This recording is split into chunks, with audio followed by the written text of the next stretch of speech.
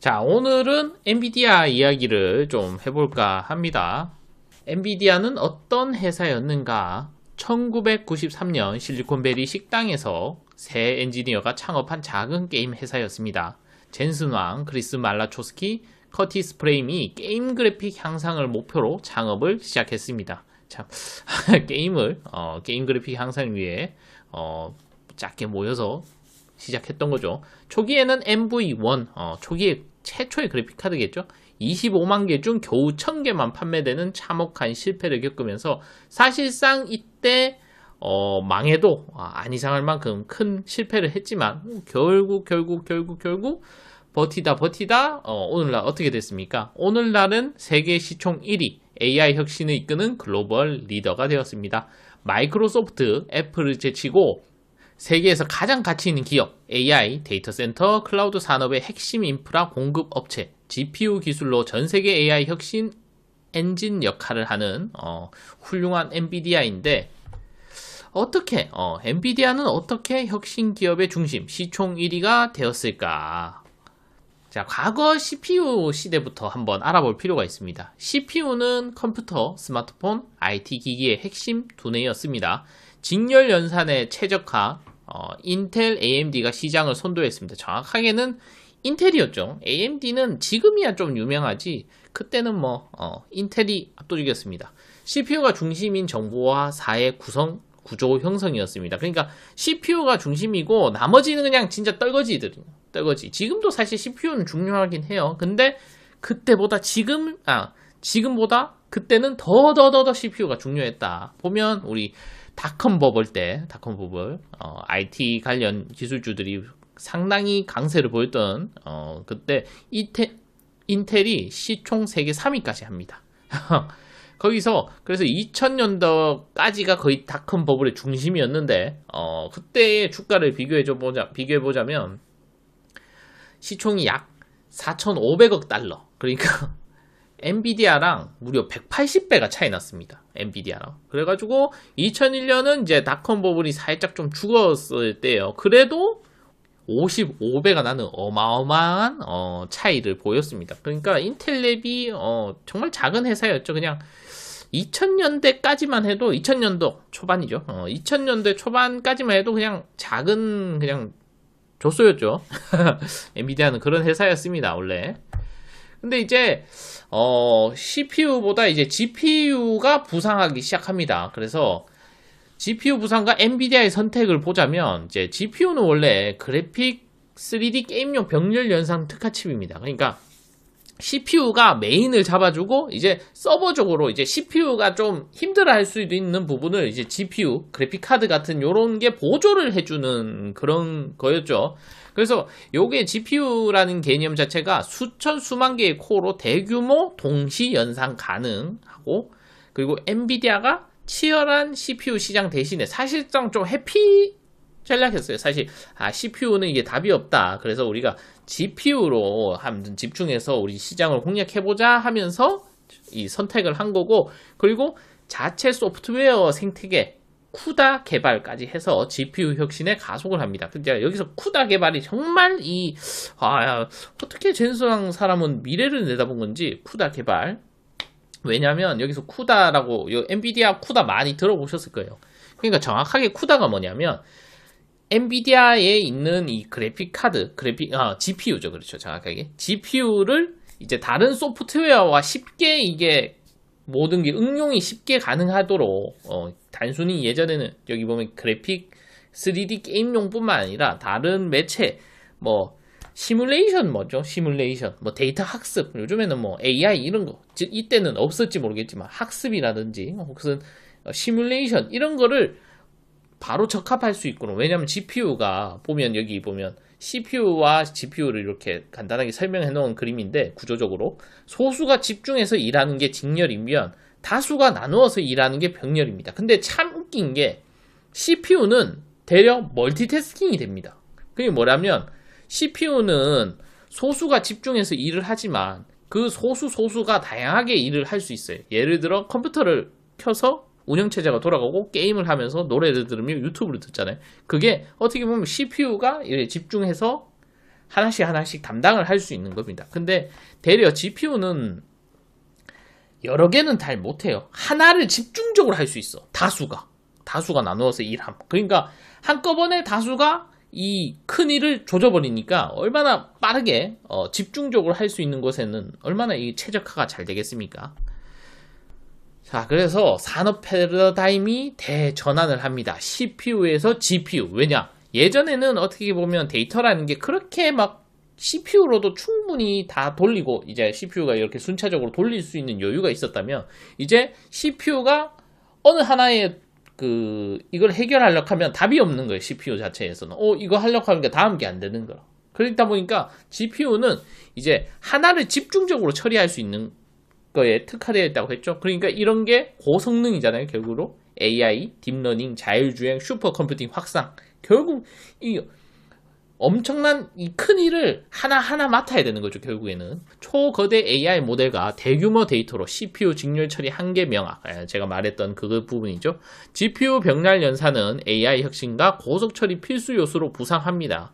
데이터 센터 클라우드 인프라가 GPU 중심으로 빠르게 재편하고 비트코인, 이더리움 등 암호화폐 채굴 붐도 GPU 수요 폭발에 기여를 합니다.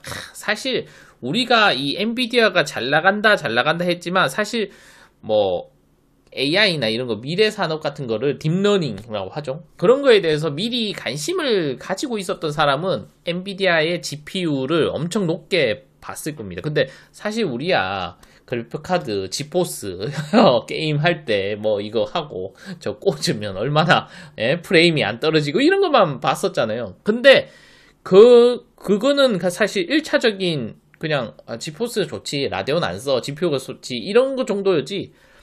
비트코인 1차, 2차 강풍 시기 때 정말 이 엔비디아가 큰일을 하고 있구나. 보면 이거 보십시오. 그래픽 카드가 이렇게 쭉 있잖아요. 사실 이게 다 뭐 지포스 시리즈일 겁니다. 이거를 다닥다닥 연결해서 채굴로 합니다. 비트코인 채굴기인데 사실상 엔비디아 그래픽 카드를 그냥 여러 개 박은 거예요. 그래가지고 이때 강풍 시기가 2017년부터 비트코인이 우리나라에서 유명해지기 시작했거든요. 그래서 2021년까지 뭐 지금도 비트코인은 가격이 높은데 펌핑이 여러 번 됐던 시기가 있어요. 17년도에 몇 번 펌핑이 되고 21년도에도 다시 펌핑을 됐는데 그 사이에 엔비디아는 2달러에서 31달러 무려 10배 이상의 성장을 합니다. 물론 그 당시 주가가 2달러는 아니었을 거예요. 이게 액면 분할이라고 하죠. 그 분할을 하다 보니까 가격이 2달러로 나왔는데 결국에는 뭐 그때로 따지보면 그때는 2달러였으니까 31달러까지 10배 이상을 성장합니다. 이런 수요가 생겨버리니까. 자, 그래서 사실 엔비디아의 그래픽 채굴카드가 어떻게 보면 이 그래픽카드의 풍기 현상을 일으키면서 엔비디아를 한 번 더 성장의 기회를 주는 거죠. 어떻게 보면 GPU 수요를 저는 비트코인 때문에 한 2, 3년은 더 빨라졌던 것 같아요. 수요가. 그래서 이제 엔비디아의 폭발적인 성장과 GPU 생태계 리더십을 보여주기 시작합니다. H100이라는 이 훌륭한 AI 클라우드 특화 GPU가 시장을 지배하기 시작합니다. 그러니까 단순히 우리가 사용했던 GPU는 우리가 유명하게 썼던 거는 지포스 시리즈인데 이제 AI 클라우드는 얼마나 또 더 집중된 성능을 자랑해야겠습니까? 그러니까 거기에 마치 H100이 나왔는데 사실상 이게 혁신. AI 시대 최대 수혜주가 되고 실적 주가 급상승합니다. 요거 때문에. 왜냐면 너도 나도 저게 있어야지 이제 AI 할 수 있는 거예요. 유사 AI입니다. 저거 없으면 AI가 되지 않아요. 저 슈퍼컴퓨터 데이터 센터 AI 산업 표준으로 자리매김합니다. 왜냐면 저런 훌륭한 기기를 만들었잖아요.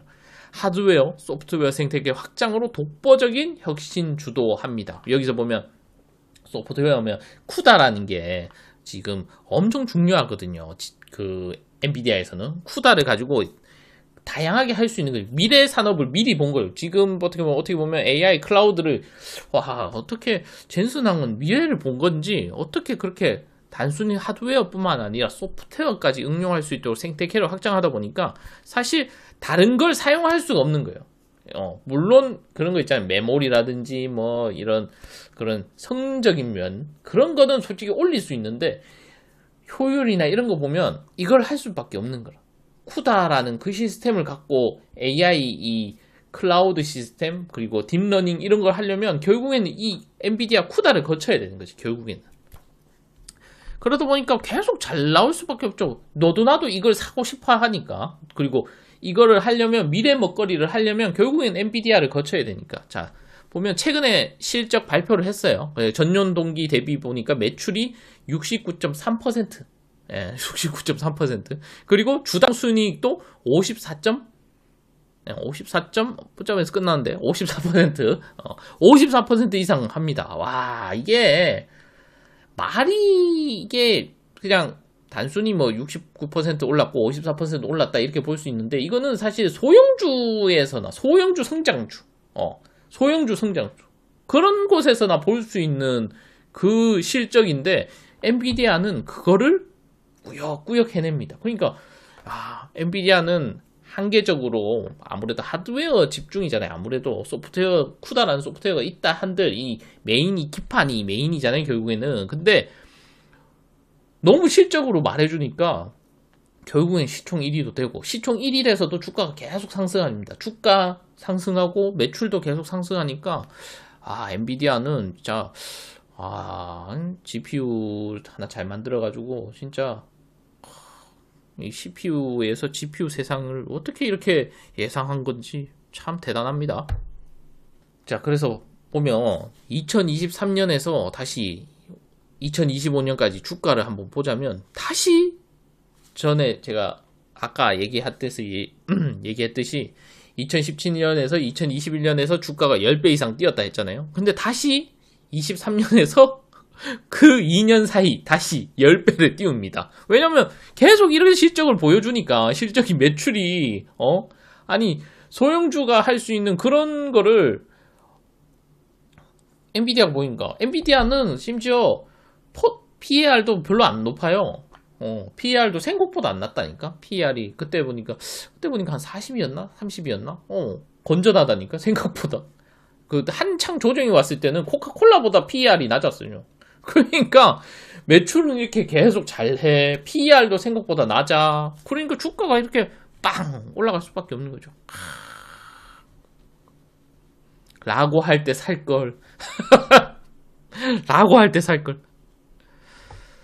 자, 그래서 결론을 얘기하자면, 자, AI 인프라의 필수 플랫폼으로 자리매김했고요. 독보적인 GPU 기술과 생태계 소프트웨어 확보했습니다. 이거를 요즘 미래 먹거리를 하면서 엔비디아를 안 거칠 수가 없어. 전 세계 빅테크 및 산업계가 가장 신뢰하는 파트너. 끊임없이 혁신과 미래 산업에 대한 준비로 시장 지배력 유지합니다. AI 로봇, 자율주행 등 미래 성장 동력의 핵심 주역. 맞습니다. 그러니까 자, 요 보면 페이커가 한 말인데 모든 길은 엔비디아로 통합니다. 미래 산업의 중심인 엔비디아. 미래 산업인데 엔비디아를 사용하지 않다? 이거는 미래 산업이 아닙니다. 그만큼 지금 엔비디아가 갇혀 있는 지금 파이에 시장 파이.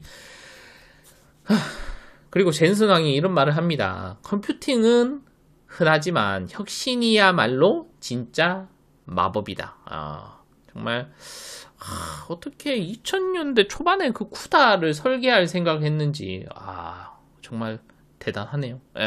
자, 오늘은 제가 문득 CPU 중심 세계에서 원래는 CPU가 중요했는데 GPU가 이제는 더 중요시 됐잖아요. 그러니까 앞에 얘기했던처럼. 그리고 정말로 이 CPU 시장에서 갑자기 GPU 시장을 바꾸면서 엔비디아가 잘 나가는 이유를 한번 어떻게 잘 나가게 됐는지에 대해서 한번 조사해봤습니다. 역시나 주식에 1도 도움 안 되지만 제가 재밌어서 조사해본 영상이었습니다. 그럼 저는 여기서 이만 빠이.